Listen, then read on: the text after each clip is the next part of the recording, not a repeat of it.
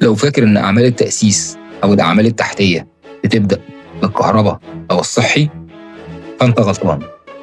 ناس كتير فاكرة إن الأعمال التحتية أو أعمال التأسيس بتبدأ بالكهرباء أو السباكة.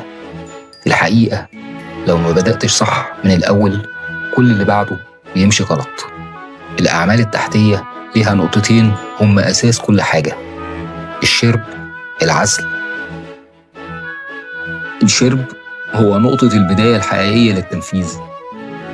أول خطوة في التنفيذ الصح اسمها الشرب. الشرب هو المنسوب الثابت اللي بيمشي عليه كل بند بعد كده: أرضيات، سباكة، أبواب، حمامات، سقف، كلها تتحسب من الشرب.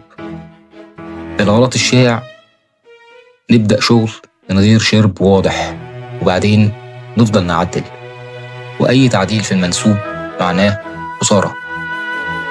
من أكبر الأخطاء الشائعة المدمرة فعلا للعمل هي اعتماد البنود على بعضها.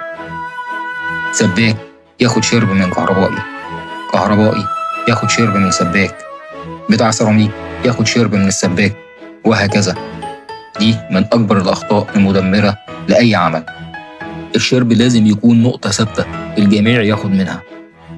علشان كده لازم الشرب يتاخد في مكان ما يحصلش عليه تغيير، ثابت لا يتغير طوال فترة العمل.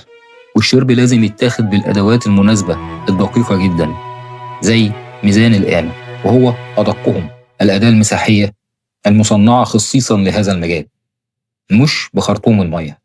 وفي النهاية لازم نعرف إن اللي بيظبط الشرب بيظبط التشطيب كله.